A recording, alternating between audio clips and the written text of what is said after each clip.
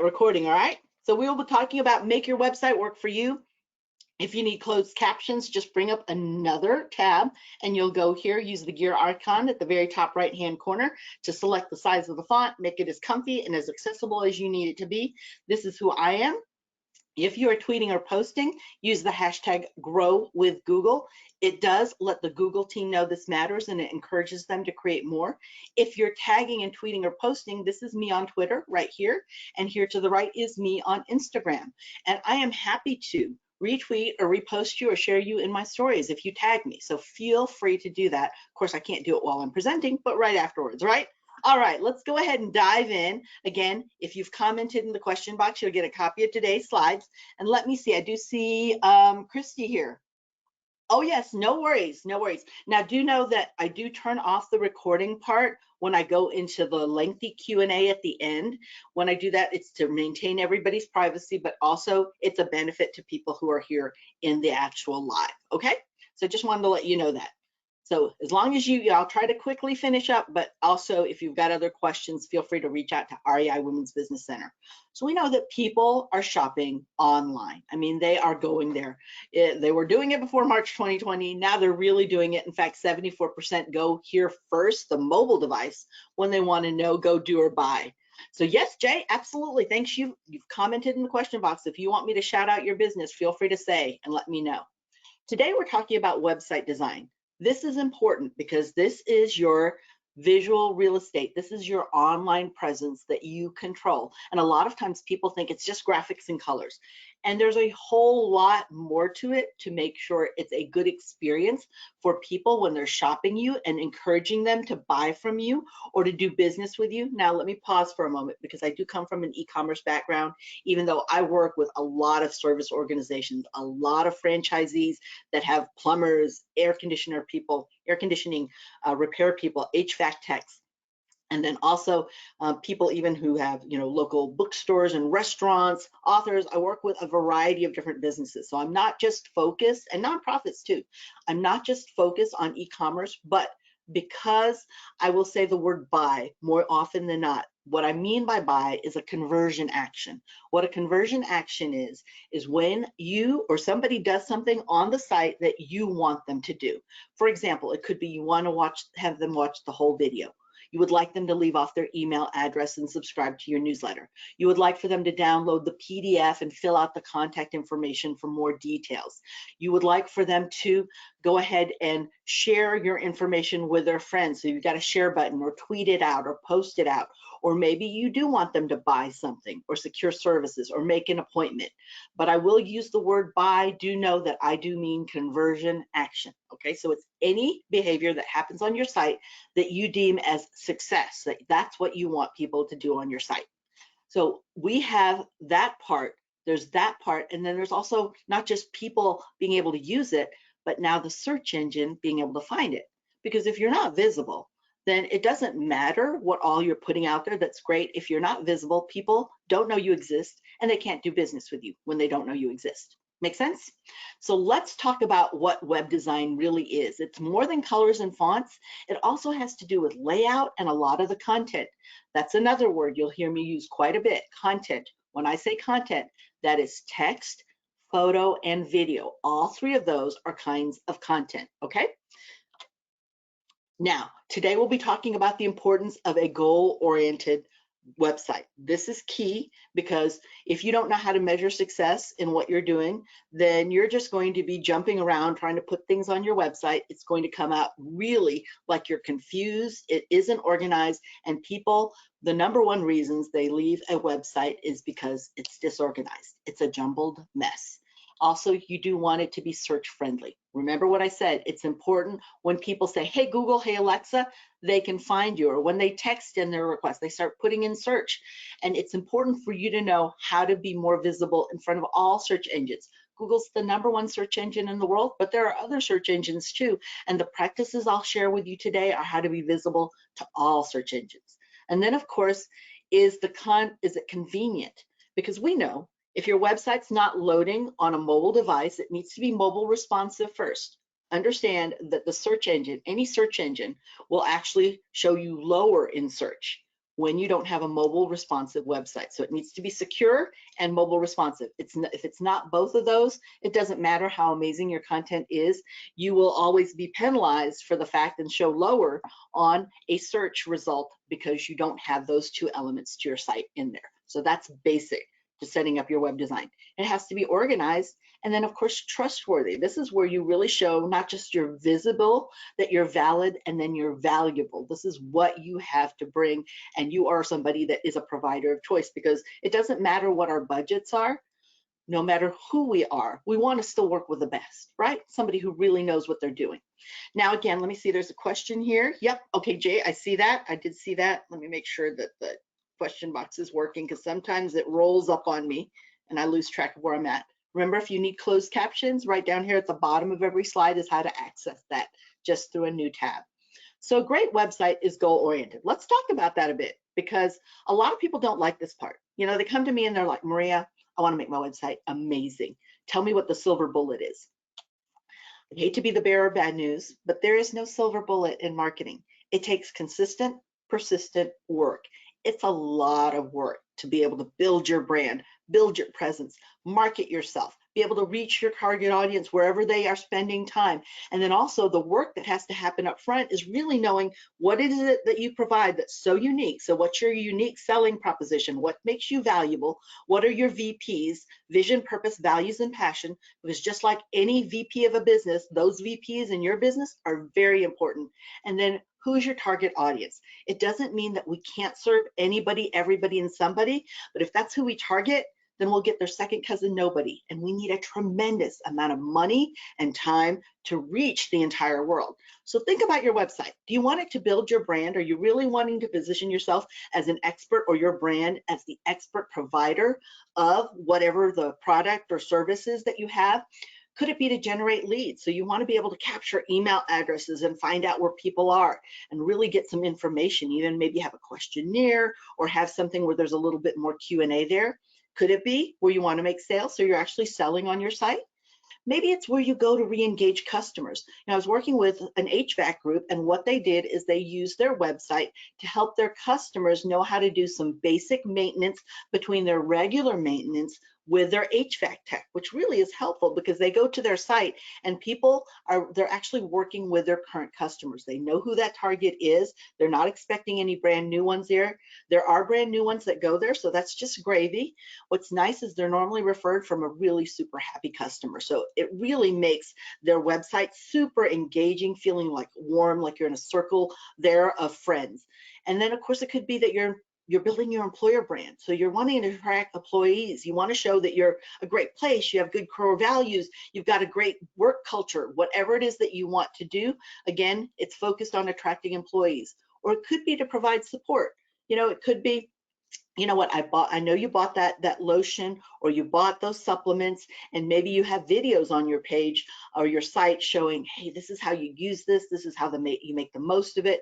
Again, addressing what people need. Because a lot of times in the content of our site, when we can articulate what people need and the issues that they're having, they see us as the people and the person that can solve that for them, because we're so good at describing it for them. And really, when you know who your target is, it's just that resonating feeling of, oh my gosh, they get me. That causes rapport building, and they will lean in when you're building rapport like that with your content. So why does your website exist? I'd love to hear in the question box, why are you building your website? What's your main goal here? Okay, I'd love to know. All right, then also understanding who your audience is. This is really important. It's one of the biggest struggles that I have in conversations and coaching small business, is because they want to take care of everybody. They just would love to do that. The problem is when you're trying to reach everybody, and that does not mean that your business can't serve everybody. Of course you can. You can serve everybody. But who's that best audience for you? The one who gives you the most pleasure and profit. We've all worked with somebody who we had to chase them down to be able to get paid, or they just went, they took a long time to make a decision. They finally decided to do business with us. And then all of a sudden you feel like you're having to resell them every single time because they just keep thinking, oh, you know, what about this and this? And they get their hands all involved in it. And it's not really a best customer for you. There are some moments at the end of the day when we look and we think, man, did I even make money on that deal? Or am I like out some money because I invested so much time and energy into helping this customer be a customer? So we have those customers that give us the most pleasure and profit. Think of who your 10 best customers are. And if you don't have customers yet, say so and let me know in the question box. I'd love to know. Info to tourists. Okay, so you want to provide info to tourists. So you're really showcasing your brand. You're the expert in tourism, Lakita. And then we want to offer clean, affordable, natural results-driven skincare products for the community.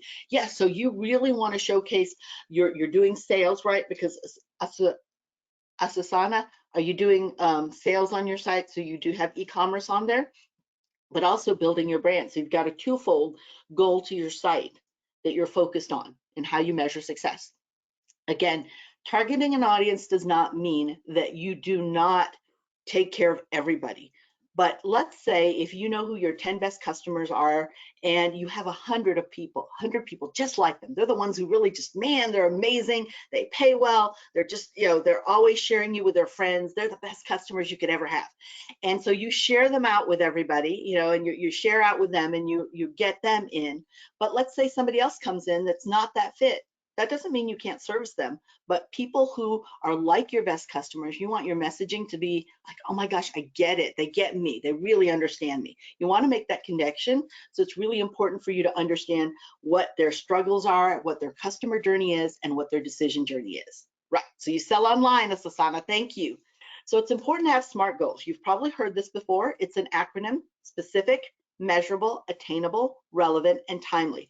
This is key because if you don't SMART test every single goal you have, missing one of these will cause you not to hit that goal or to take a tremendous amount of time, energy, and money to hit that goal. I want you to work a lot smarter because I know how busy we are. We're butcher, baker, and candlestick maker in our business. We do not have time to go out there and try to adjust and be able to go through obstacles now that have impeded us from our success. So specific, measurable, attainable, relevant, and timely. We really go into great detail on what these mean when you are going through the how to make better business decisions with analytics. But I do want you to know that it's got to be super specific. So it can't just be, I want to make more money.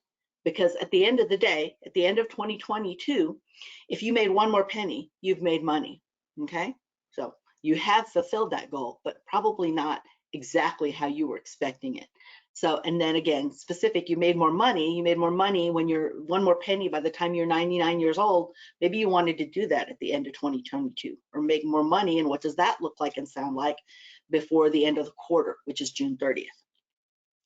So how will you measure that success? Again, are you going to track online sales like Asusana? She is doing sales, so she's going to track online sales. That has a lot to do when you're with an e-commerce. Could it be they're fulfilling and submitting a form? Maybe it's phone calls that they're making. I work with, as I said, a lot of service businesses, and what's nice with the service businesses, a lot of times it's phone calls that they're measuring. So we'll actually look at the phone calls that come in, and we'll look and see if they're coming from the area or not. How did they find them? They ask those kind of questions when they answer the phone. You know, how did you find me? What were you looking for? Again, teaching Google how to look at the site to be able to provide and deliver the best customer and the best audience for you. That's why it's important for you to know. You have to know what the best is. Don't expect Google to figure that out for you. And then, of course, measure engagement, how you're going to do that. Again, think about how you're going to track success. What does that look like and sound like to you? Now, you heard me say we have an entire webinar because it is a whole other conversation about Google Analytics, and we do have that available. So get with REI, Women's Business Center, if you'd like to learn more here. But what Google Analytics does, and it's a free tool, okay, 100% free. So if you've got a free personal Gmail account or free Google account, you can just go to this URL here you see at the bottom left-hand corner. And what this does, it tells you how people shop your site. So it lets you know whether there are pages, photos, videos that they like best, What do they do next? How many pages are they actually looking at? What pages do they encourage them to go do the success action, the conversion action that you want? And do they jump off your site and go shop the competitor, or do they go to Facebook and Instagram for some social proof? You will better understand your customer. And our job as experts in our industry is to be experts on our customer. We need to make it easier for them to buy from us. So when you set up Google Analytics, this is how you can do that. Now, if you want to take a screenshot of that, feel free to. You will get a copy of today's slides for everybody who commented in the question box. So again, it's picking up your email address there. You'll get a copy of today's slides, which people like to use as a kind of checklist. And then also you'll get a copy of the recording. You can slow me down, speed me up, replay me. I had someone in a last webinar who said, Maria, I did it. I just played the video and got it all set up, and bam, I was done. It was great. So know that you can start here for free, and everything in Google Analytics is always free. So there's no paid or upper level version that you have to pay. It's free. Now, there are two different versions of Google Analytics. We've got GA4, which launched, and that is totally different than Universal Analytics. So you might have one already on your site. This is not an upgrade. This is another version. So I actually encourage all businesses that I talk to carry both on their site. If they already had Universal Analytics, don't switch yet to Google Analytics 4, but you can still install it because it's important that you have that and it's capturing information. So we talk about that more in the webinar about analytics. But if you've got any questions, do let me know. If you want to, you can use the GA4 Setup Assistant in your Google Analytics. I'm happy to do that, to show you how to do that within the training that we're doing, or REI can do that as well. But it's important for you to understand how to use that. I still am very much a fan of carrying both though, because it does take some time. Google Analytics 4 is a much different platform, so it takes time to learn it too. Yes, you will definitely, Amber, no worries. So some of the things that you can see in Universal Analytics, let's say that you just send an email out, right? So you send an email out and you want to see what's happening in real time. You can see how many people are on your site in real time, especially if you're releasing it in stages. Let's say a third of your list, you're sending an email marketing piece or text messaging marketing piece. So a third of them are getting it between 1 and 2, the other group's getting it between 3 and 4, and another group's getting it between 6 and 7. You can see that as it goes across the country, what's happening in real time. You can see what's working on your site. You can see where they actually come from. This is one of my favorite reports to look at, because it's wonderful to be so involved in social, but sometimes that's just, a vanity metric. It's a popularity thing. I want to know who actually is coming to the site and which of all the socials is actually helping us convert. And then the behavior, what are they doing on the site? And of course, Google Analytics 4, you see that too. You see the real time, you see the life cycle, so you can see when they come back and forth. What I like about Google Analytics 4 is you can see when they go here and they come into your site through a desktop or laptop. Now they went to their tablet, now they're on their mobile phone. You really get a good, robust understanding of who that best customer is, which helps you be an expert in your customer.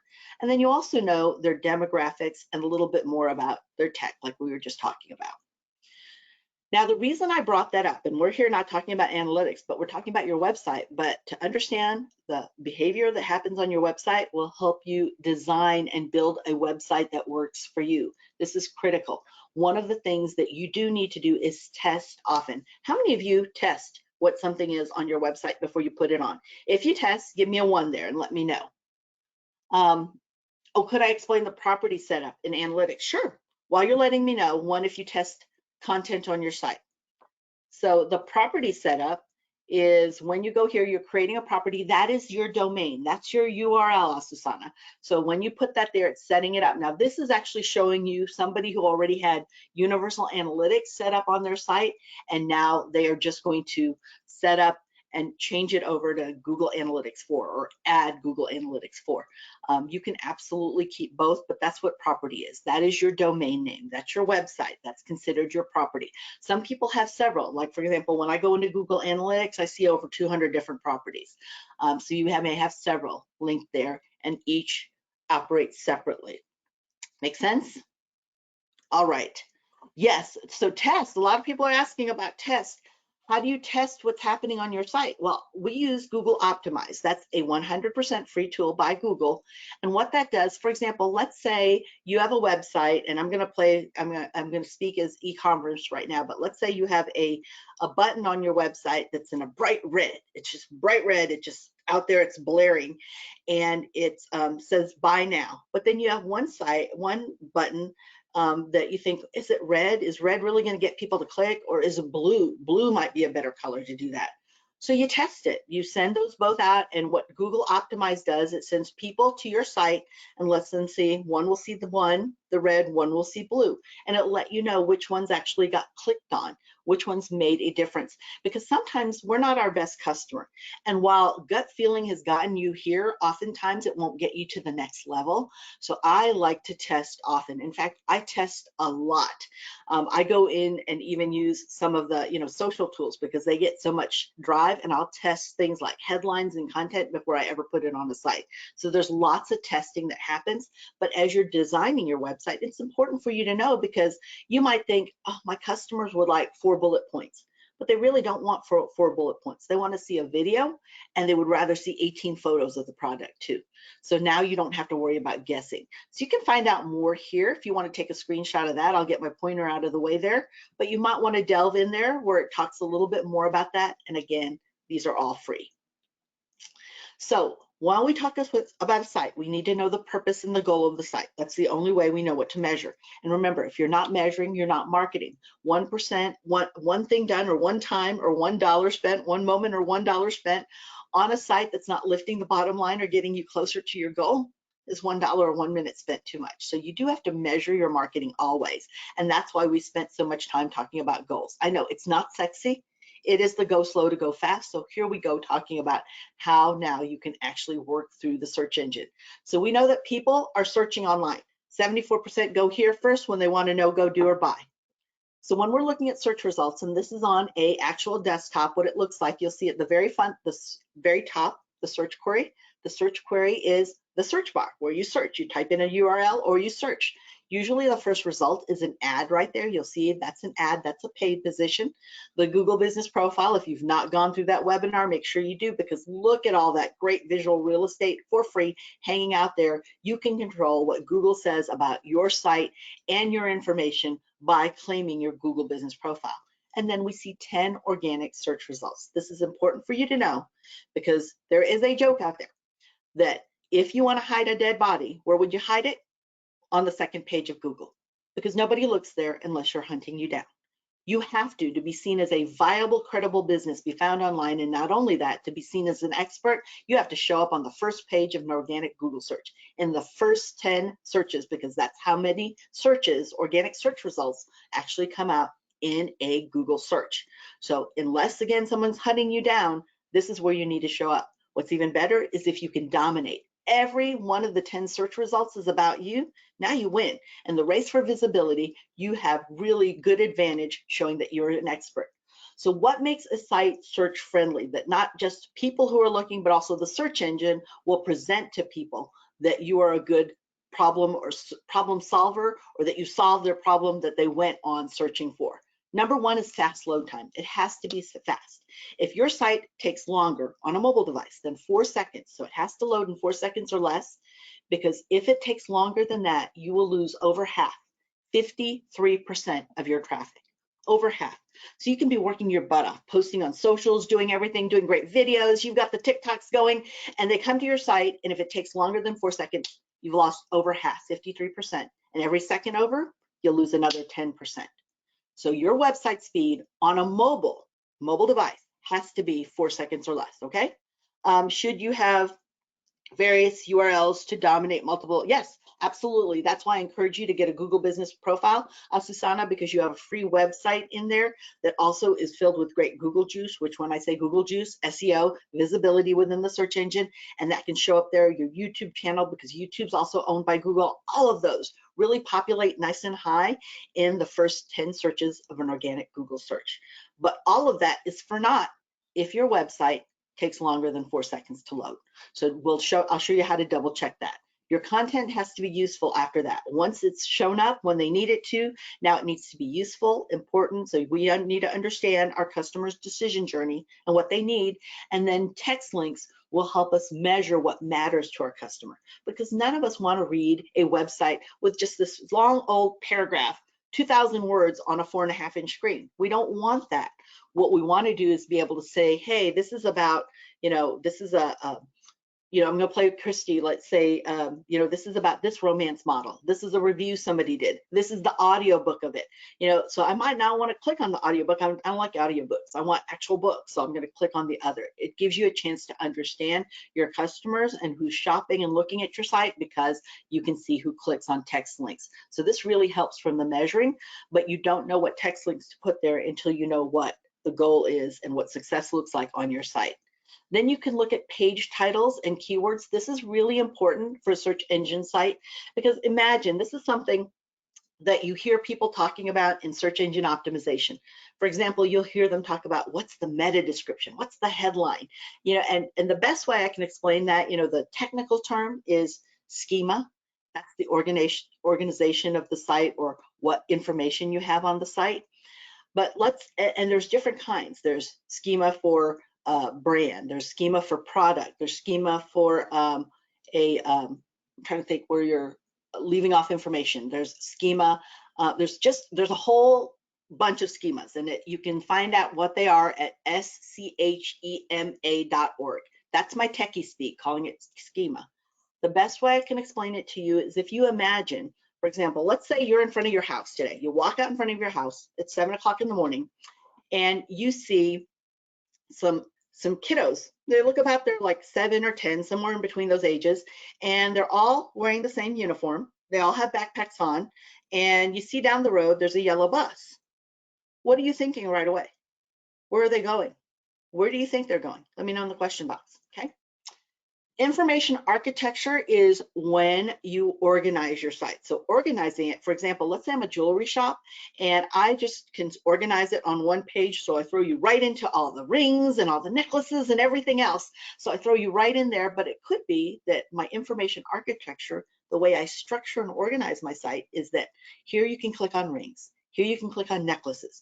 Maybe this is jewelry for somebody who really, want a man or a woman, or maybe there's a pirate theme. Maybe I want Marvel jewelry. It just depends what you're selling, and you can set up that to make it easy for your best shopper to find. Okay, so Lawrence, going to school. Many people are saying going to school is where you thought they were going when I gave you that description. Exactly. Why did you think that? Did you ask any of the kiddos where they were headed? It is because we recognize the uniform, the backpack, and the yellow school bus. We recognize, we're familiar, we're experienced with all of those items looking that way, and that equals school. Well, it's the same thing with the way you set up your site. Google, all search engines have a different schema. They recognize different things in sites. And every search engine only has a certain amount of budget, time that they give their bots to go out and crawl sites. And so they have a limit how much they will spend per site. If it takes a long time for them to figure out what you are, they're on to the next site. But if they recognize, ooh, this looks like this, they're headed to school. They're headed to share with everybody their brand, what it does. They're headed to help people find jobs at their brand. They're headed over there to help sell things on their site. Now it will recognize you faster. When it does that, you have a much better chance to show up high in search.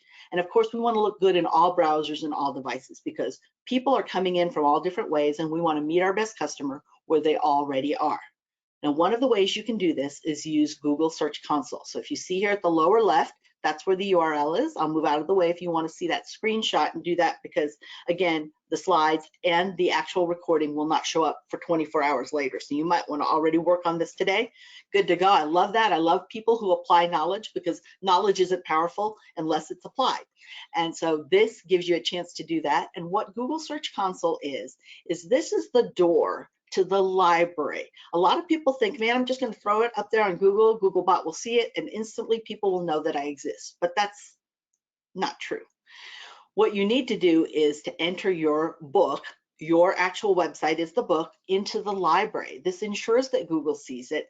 Now you can start letting Google know a little bit more about your site, what pages to look at, what doesn't make sense. If there's an old domain name you have, that has nothing to do with me. So you have a lot of say-so. I always know when people don't know how to access this, because I'll hear comments when I'm talking to somebody and they'll say, you know, that was like 2 years ago I had this business, or I'm not sure why this page shows up. I told my web designer not to make it visible to the public. I know they're not controlling things within Google Search Console, and they are just hoping to be seen by people online. And while hope is wonderful to have, it's a poor strategy. So let's be very practical about it and really tactical in saying, hey, we're going to put this in Google Search Console so Google knows what this is. And then we're going to really look at how we organize things so all search engines exactly know what this is, and they'll see us. When they see us, now they present us more to people when they're looking for our solution, our product, or service. So when you're going here, it lets you know also if your site is mobile friendly. Remember what I said, mobile friendly and mobile responsiveness. If you know your site doesn't hit those two areas, doesn't matter what you do, you're not going to show up on the first page of an organic Google search. And it also will take a look to see, you know, if there's anything that's not healthy, like you're not showing up mobilely, your site's not secure. Remember what I said, secure, having a secure site, that HTTPS at the very top, as well as also having a mobile responsive site is key. You have both of those things, now you get an opportunity to show up high in Google search if your content is good and matches what somebody's looking for. So how you sign up for Search Console is here. Now, let me give you a little expert tip.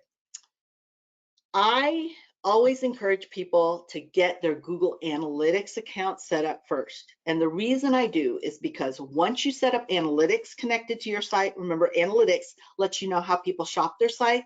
Google Search Console lets you know how the search engine sees it and the health of your site and being able to be found in search. So those are the two ways those operate. But when you sign up and set up Google Analytics first, what happens then is when you sign up for Search Console, you go here, it already recognizes that you already verified and said you are the owner of this business. This is your domain. So it recognizes it right away and you don't have to go through a lengthy verification process.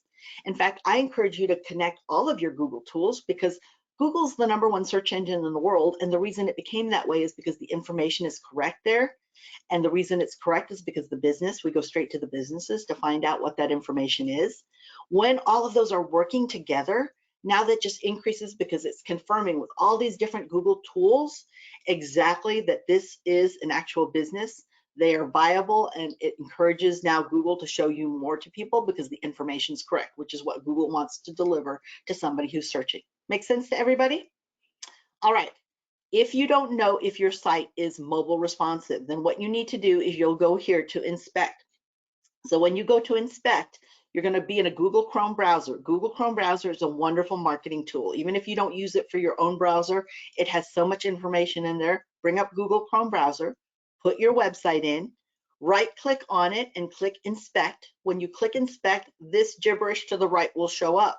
What you're looking for is right up here, this little icon, which looks like two different devices, like a little mobile and little tablet.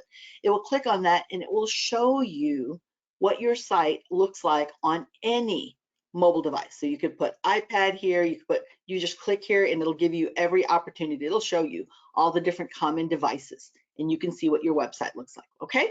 So you're gonna use Chrome Inspector to do that, and I'm happy to give you a live demo at that at the end if you need me to show you how to find that. All right, the great website also needs to be convenient. We want it easy for people to buy from us. Remember what I said, buy is a conversion action.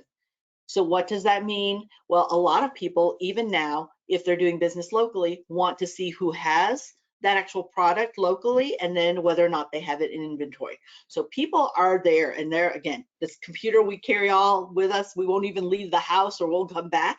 If we get down the road and we forget our phone, is right there, and that's how we access. So for convenience, we need that responsive design. We need our website to understand our best customer. That's why it's important for us to do the heavy lifting and identify who our best customer is. And then also, how are we going to let them pay? What's the best way? Do we give them lots of forms, or do we only stick with one because of the percentage that they charge us? So it's important to know that too. A lot of places look for a lot of things cheaper. One of the places that we do business with is in the UK, and Klarna, which is where you could pay in 4 different different installments, but you get the product right away. That is one of the best ones in the UK if you're marketing something. It also can give you personalized recommendations. It's nice when it says, hey, you bought this color, maybe you bought this foundation, Asusana, so this is wonderful, the eyeshadow, the eye color that goes right with this, and this is something else, lip color that you can use with this too. So it gives personalized recommendation. Also, what's the convenience? Do you have curbside pickup? Do you have delivery? You know, how is it? Or do you provide virtual consultations? Because some people, you know, we got used to in March 2020 being here at our desk, and we got very, very good with using Zoom meetings, Google Meet. In fact, sometimes I laugh because before 2020, I would ask somebody to have a virtual meeting like this or a web meeting, and they were like, no, phone call or in person. And hasn't that changed in just a couple of years? So when we look at responsive design, remember what I said about mobile first. You want to make sure that it's fluid. It really is somebody's buying. You're taking them through that decision journey they need to help them buy from you. And then, of course, it needs to be accessible to everybody. Make it easy. So when we check out, we also want to make payment processes simple.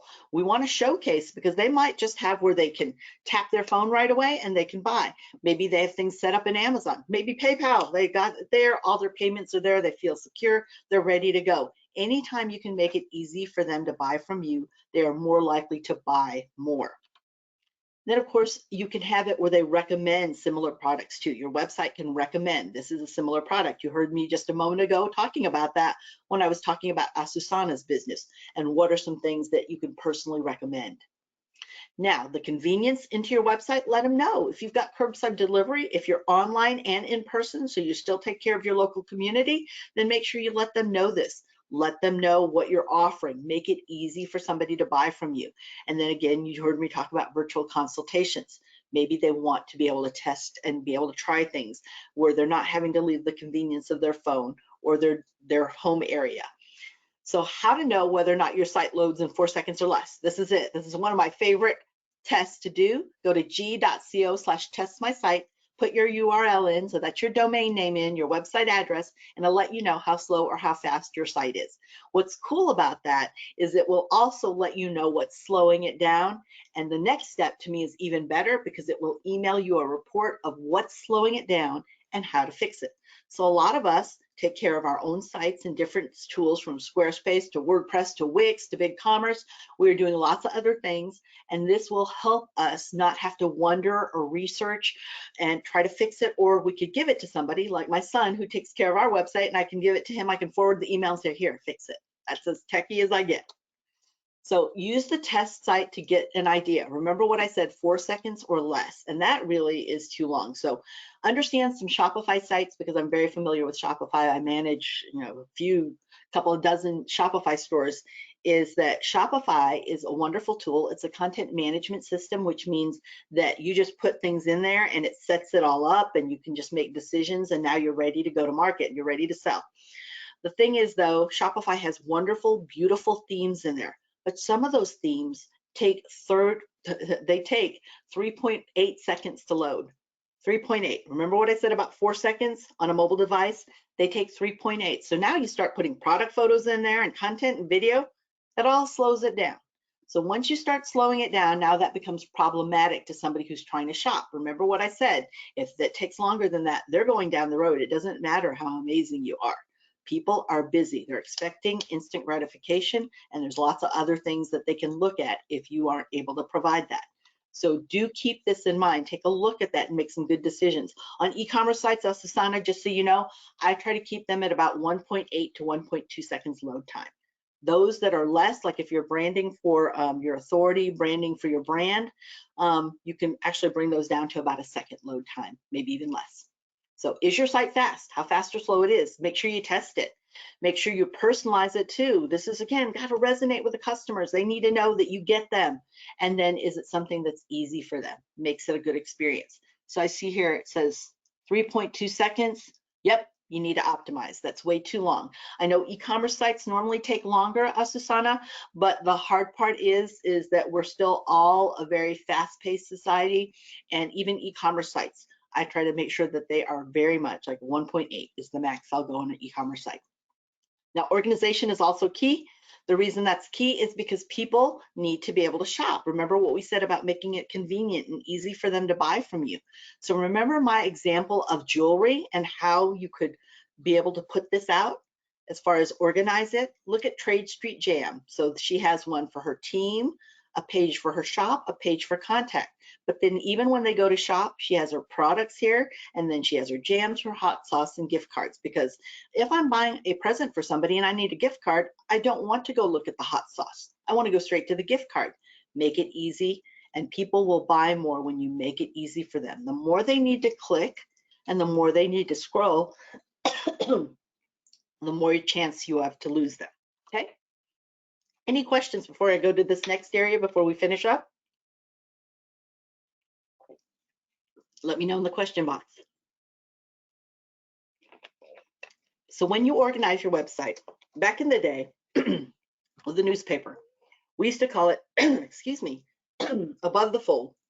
You want to put the most important information above the fold. So when a newspaper was folded on a table, you saw it folded in half, and at the top was considered above the fold, the most important information. Well, on a website, it's called above the scroll. When somebody has to do this, now they've turned the page. They've gone to the bottom part of the website. So you want to put the most important stuff at the top. The more I have to scroll, the more I have to click, the more chances you have to lose me. Because then every time I do that, I'm making a decision, is this worth my time? So how you organize things is key, and especially on your homepage, because a lot of people make a mistake in their homepage by putting everything in there. So it looks like this really disorganized junk drawer, and people don't like it, but we get excited. We've driven all this traffic by either a post on social, maybe we did an ad, maybe we did a newsletter or text message marketing out. So we send everybody to our website. We want to show them everything. I don't want to lose them. The problem is we confuse them because it's way too much. So think about how your site is organized and make it easy and natural for somebody to buy from you. When you want to feel like a perfect fit. To know what to put on your site, Google Trends is a free tool you can use. You can go here to g.co/trends. How many of you have used Google Trends? Let me know by putting a 1 in the question box, because it's a great way for you to know the keywords that are up. Oh, good. I'm glad you've used it. So keywords you can put in there. See, I know because Marla at REI Women's Business Center is like an amazing fan of Google Trends. And so she likes to teach people about Google Trends, which is best because it's free. It lets you know what people are searching. You don't have to wonder what keywords to use around your business, around your industry. You can search as granularly as by location. You can even say within the last 4 hours what they've searched. Oh, Robin, it's a great tool. So you never heard about it. It is this amazing tool which lets you know, Google lets you know what people are searching for on Google search or even in YouTube search, what they searched in the last 4 hours, last day, last week, last 30 days. I mean, you can set the time and around your topic and around your business. I like to use it to actually put my business name in there. So any business that I'm working with, I'll put that business in, and then I'll put 2 of their competitors, because I like to go in there with my cup of coffee and check out exactly what people are searching to find the competitors, and now think about making content on the business's page to get some of those eyeballs looking at that business instead. So it's really cool. But you can, for website development, this is how you know what words work. Another expert tip is also for you to read the reviews of your competitors. Read them, because they are highlighting in there what the customers are highlighting, what they love. So you want to make sure if that you provide that and you compete head to head with them, then you want to highlight how you just really deliver all of this really, really well. Share your reviews and testimonials that really showcase that. But then also you might have a video about how we do this and this and this.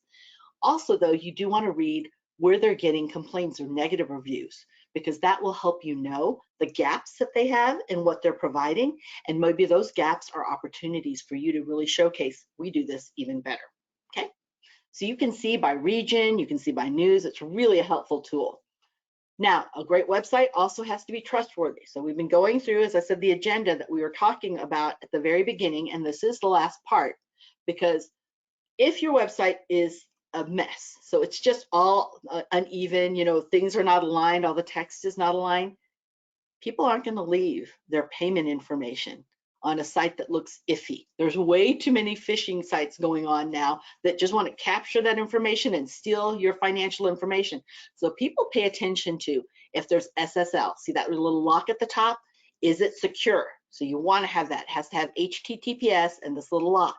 They want to know that you're using valid payment sites, not enter my credit card number and then all of a sudden it's just given. And I say this because, and I kind of giggle because I used to think, I don't really need to mention this in the training anymore. But you know what? I actually do, because I saw a chamber of commerce, an actually very popular chamber of commerce, have where people could email in their credit card number, their code, their security code, and the billing address, and just all of the stuff to steal. And email is so easy for people to be able to hack and get across. I would never send anything like that by email.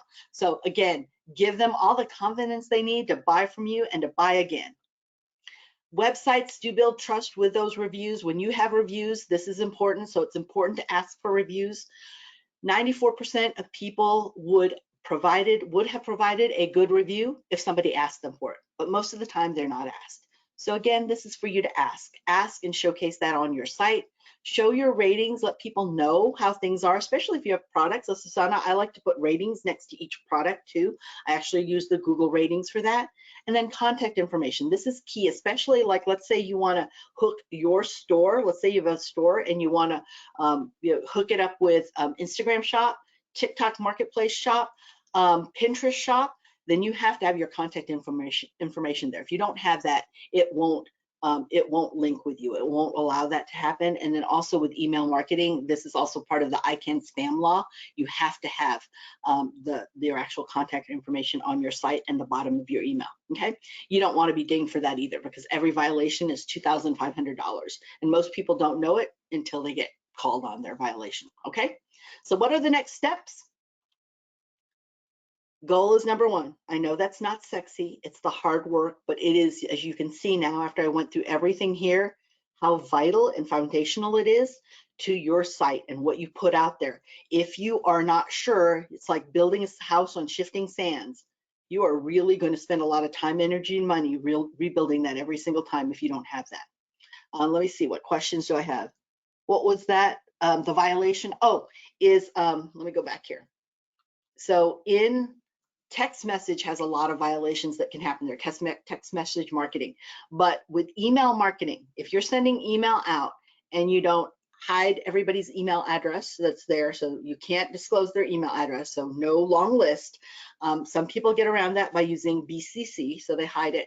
But if your contact information isn't at the bottom of the email and you're sending it out to a bunch of people, then that's considered a violation of the ICANN laws, which is the spam laws. Okay, and understand if you're sending that out anywhere like Europe or UK or Canada, those fines are triple that. But in the US, those fines run about $2,500 and every instance. So I see people who will like send an email out and they'll put 20 email addresses in there and everybody can see that. They don't include this. Do you know that if anybody ever calls you on it, each name is an incident. So 20 times 2,500.